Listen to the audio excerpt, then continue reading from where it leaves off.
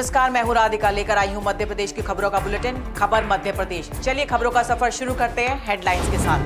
मध्य प्रदेश की अर्थव्यवस्था ने भरी नई उड़ान। आर्थिक सर्वेक्षण 2025-26 के अनुसार जीएसडीपी में 11.14% की मजबूत बढ़त। प्रति व्यक्ति आय में भी उल्लेखनीय सुधार।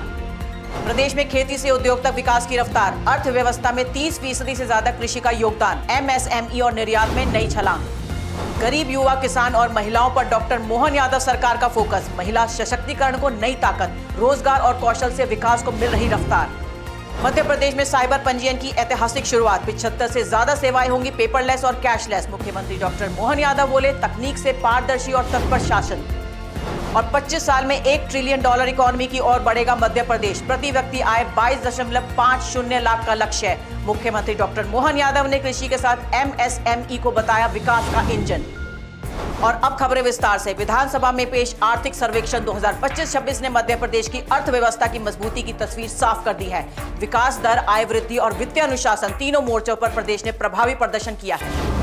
आर्थिक सर्वेक्षण 2025-26 के अनुसार वर्ष 2025-26 में राज्य का जीएसडीपी 16.69 लाख करोड़ रुपए आंका गया है, जो पिछले वर्ष से 11.14% अधिक है। महंगाई समायोजन के बाद वास्तविक वृद्धि दर 8.04% रही है, जो अर्थव्यवस्था के ठोस विस्तार का संकेत है। वर्ष 2011-12 में प्रति व्यक्ति आय 38,497 रुपए थी, जो बढ़कर 1,69,050 रुपए हो गई है, यानी करीब 4 गुना वृद्धि। इस प्रगति को विकसित मध्य प्रदेश 2047 की दिशा में मजबूत आधार बताते हुए मुख्यमंत्री डॉक्टर मोहन यादव ने कहा है कि प्रधानमंत्री नरेंद्र मोदी के नेतृत्व में मध्य प्रदेश की अर्थव्यवस्था समावेशी और गतिशील बनी है।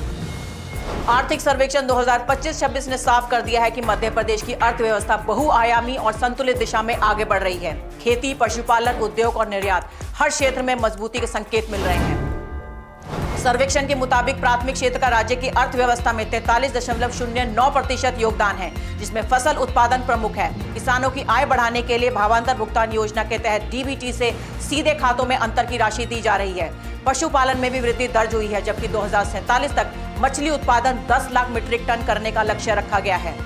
एमएसएमई क्षेत्र को तकनीकी उन्नयन और प्रशिक्षण से मजबूती मिल रही है। निर्यात में राज्यों ने चैलेंजर श्रेणी में टॉप 10 में जगह बनाई है। आर्थिक सर्वेक्षण 2025-26 बताता है कि डॉक्टर मोहन यादव सरकार की विकास योजनाओं के केंद्र में गरीब, युवा, किसान और महिलाएं हैं। सशक्तिकरण से लेकर रोजगार सृजन तक विकास के समावेशी मॉडल की तस्वीर सामने आई है। भोपाल में आयोजित महिला सशक्तिकरण महासम्मेलन और ओडीओपी प्रदर्शनी से महिला उद्यमियों को राष्ट्रीय पहचान मिली है। स्वास्थ्य क्षेत्र में मातृ मृत्यु दर 142 से घटाकर 20 से कम करने का लक्ष्य रखा गया है। युवाओं के लिए स्वामी विवेकानंद युवा शक्ति मिशन और कौशल विकास योजनाएं चलाई जा रही हैं। 14 शैक्षणिक संस्थानों के साथ समझौता कर तकनीकी शिक्षा को उद्योगों की जरूरतों से जोड़ा गया है। विभिन्न औद्योगिक आयोजनों से 9.29 लाख से अधिक रोजगार सृजन का अनुमान है, जबकि खेल क्षेत्र में भी निवेश बढ़ाया जा रहा है।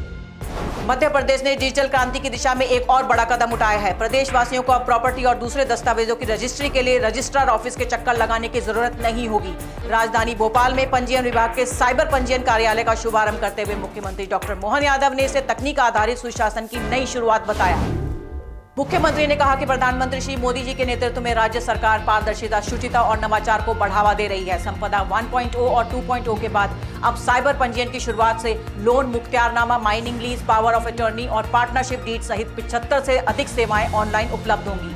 हाउसिंग बोर्ड और विकास प्राधिकरण के ट्रांसफर डॉक्यूमेंट भी अब पेपरलेस रजिस्ट्रेशन से होंगे और वीडियो कॉन्फ्रेंसिंग के जरिए वीडियो केवाईसी की सुविधा मिलेगी। मुख्यमंत्री ने बताया कि अब तक 14,95,000 से ज्यादा दस्तावेजों का पंजीयन हो चुका है। संपदा 2.0 को राष्ट्रीय ई गवर्नेंस स्वर्ण पुरस्कार 2025 मिलने को मुख्यमंत्री ने प्रदेश के लिए गौरवपूर्ण उपलब्धि बताया।